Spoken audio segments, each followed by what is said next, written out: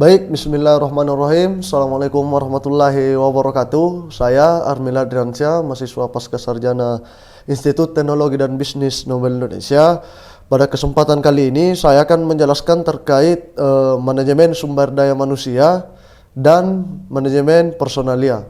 Yang pertama, saya akan menjelaskan terkait sejarah lahirnya manajemen sumber daya manusia. Manajemen sumber daya manusia bukanlah hal yang timbul secara mendadak. Sudah sejak lama manusia hidup berorganisasi, seiring dengan itu manajemen sumber daya manusia sebenarnya juga dilakukan. Kehidupan organisasi yang telah lama ada, seperti misalnya di bidang pemerintahan, ekonomi, dan kemasyarakatan, dibutuhkan satuan kerja yang secara khusus akan mengelola sumber daya manusia. Tonggak sejarah yang teramat penting dalam menandai diperlukannya sumber daya manusia adalah timbulnya revolusi industri di Inggris. Dampak revolusi industri tidak hanya merubah cara produksi, tetapi juga penanganan sumber daya manusia yang berbeda dengan sebelumnya. Lahirnya berbagai perusahaan dengan penggunaan teknologi memungkinkan diproduksinya secara besar-besaran dengan memanfaatkan tenaga manusia yang tidak sedikit. Penggunaan tenaga secara besar-besaran ini akan menuntut pemilik perusahaan mulai memikirkan gaji, penempatan, perlakuan terhadap karyawan termasuk kesejahteraannya. Akhirnya saat itu dibentuk apa yang disebut Sekretaris Kesejahteraan. Menurut Hasibuan tahun 1997, tugas utama Sekretaris Kesejahteraan tersebut adalah memikirkan cara perumusan kebutuhan ekonomi para pekerja dan mencegah para pekerja jangan sampai membentuk serikat pekerja. Yang kedua adalah pengertian manajemen sumber daya manusia. Organisasi memiliki berbagai macam sumber daya sebagai input untuk diubah menjadi output berupa produk, barang, dan jasa. Sumber daya tersebut meliputi modal atau utang, teknologi untuk menunjang proses produksi, metode atau strategi yang digunakan untuk beroperasi, manusia, dan sebagainya. Di antara berbagai macam sumber daya tersebut, manusia atau sumber daya manusia merupakan elemen yang paling penting. Untuk merencanakan, mengelola, dan mengendalikan sumber daya manusia dibutuhkan suatu manajerial yang disebut manajemen sumber daya manusia. MSDM dapat dipahami sebagai suatu proses dalam organisasi serta dapat pula diartikan sebagai suatu kebijakan.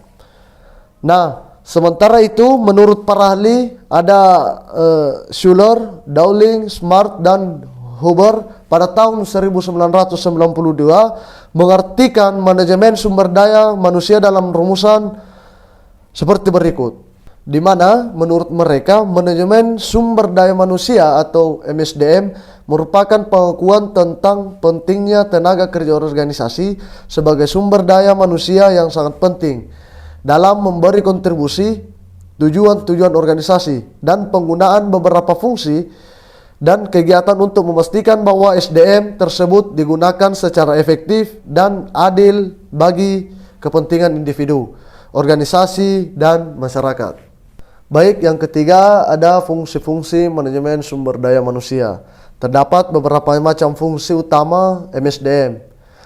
Yang pertama ada perencanaan untuk kebutuhan SDM.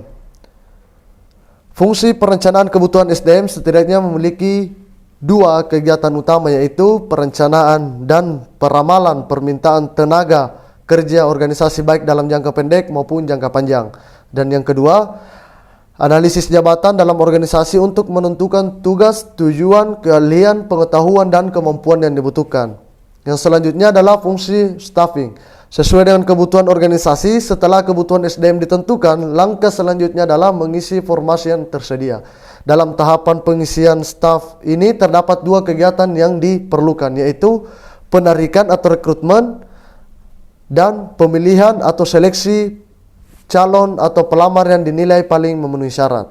Dan yang ketiga, ada fungsi penilaian kinerja. Kegiatan ini dilakukan setelah calon atau pelamar dipekerjakan dalam kegiatan organisasi. Organisasi menentukan bagaimana baiknya bekerja dan kemudian memberi penghargaan atas kinerja yang dilakukan. Sebaliknya, organisasi juga harus menganalisis jika terjadi kinerja negatif di mana pekerja tidak dapat mencapai standar kinerja yang telah ditetapkan. Dalam penilaian kinerja ini dilakukan dua kegiatan utama, yaitu penilaian dan pengevaluasian perilaku pekerja. Yang kedua, analisis dan pemberian motivasi perilaku pekerja. Kegiatan penilaian kinerja ini dinilai sangat sulit bagi penilai maupun yang dinilai. Kegiatan ini rawan dan munculnya konflik. Dan yang keempat adalah fungsi perbaikan kualitas pekerja dan lingkungan kerja. Saat ini, pusat perhatian MSDM mengarah pada 3 kegiatan strategis, yaitu menentukan, merancang, dan mengimplementasikan program pelatihan dan mengembangkan SDM guna meningkatkan kemampuan dan kinerja karyawan. Yang kedua, ada memperbaiki kualitas lingkungan kerja, khususnya melalui kualitas kehidupan kerja dan program-program perbaikan produktivitas. Yang ketiga, memperbaiki kondisi fisik kerja guna memaksimalkan kesehatan dan keselamatan pekerja. Dan kelima, ada fungsi pencapaian efektivitas hubungan kerja. Setelah tenaga kerja yang dibutuhkan dapat terisi, organisasi kemudian mempekerjakannya, memberi gaji dan memberi kondisi yang akan membuatnya merasa tertarik dan nyaman bekerja. Untuk itu, organisasi juga harus membuat standar bagaimana hubungan kerja yang efektif dan dapat diwujudkan. Dalam hal ini terdapat 3 kegiatan utama, yaitu mengakui dan menaruh jasa hormat terhadap hak-hak pekerja. Yang kedua, melakukan tawar-menawar atau bargaining dan menetapkan prosedur sebagaimana keluhan pekerja disampaikan. Dan yang ketiga, melakukan penelitian tentang kegiatan MSDM. Nah, melangkah ke pembahasan selanjutnya, yaitu tujuan dari MSDM. Menurut Schuller, setidaknya MSDM memiliki 3 tujuan utama, yaitu memperbaiki tingkat produktivitas, memperbaiki kualitas kehidupan kerja, dan meyakinkan bahwa organisasi telah memenuhi aspek legal produktivitas. Produktivitas merupakan saran organisasi yang sangat penting. Dalam hal ini, MSDM dapat berperan dalam meningkatkan produktivitas organisasi. Organisasi yang telah mencapai tingkat produktivitas tinggi yang di dalamnya terdapat praktek MSDM yang unik. Baik, pembahasan selanjutnya kita akan membahas terkait manajemen personalia.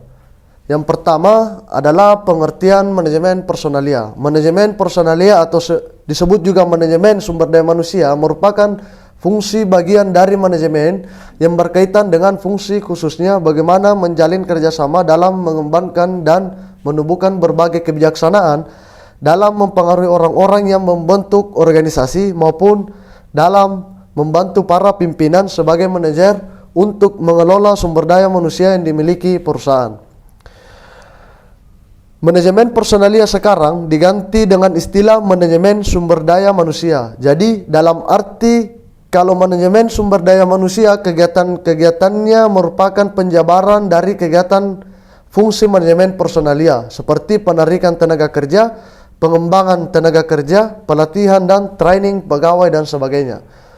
Adapun definisi menurut Filippo, manajemen personalia adalah perencanaan, pengorganisasian, pengarahan, dan pengawasan dari pengadaan, pengembangan, pemberian balas jasa, pengintegrasian, pemeliharaan, dan pemutusan hubungan kerja karyawan dengan maksud mencapai tujuan individu karyawan, perusahaan, organisasi, atau masyarakat. Nah, pada pembahasan selanjutnya ada fungsi manajerial manajemen personalia.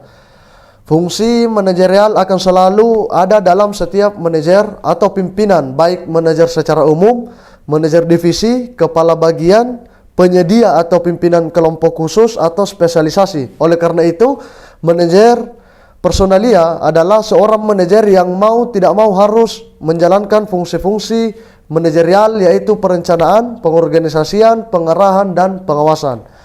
Perencanaan dari manajer personalia ditetapkan dengan jalan menentukan suatu program yang bertujuan untuk membantu dalam proses pencapaian tujuan dengan melibatkan partisipasi secara aktif dari manajer personalia dalam bidang sumber daya manusia. Fungsi pengorganisasian merupakan fungsi kelanjutan kegiatan yang harus dilaksanakan setelah manajer personalia menetapkan program yang telah disusun. Fungsi pengorganisasian menyangkut masalah pemilihan tenaga kerja yang telah diseleksi untuk ditempatkan sesuai dengan pekerjaan maupun tingkat keahliannya.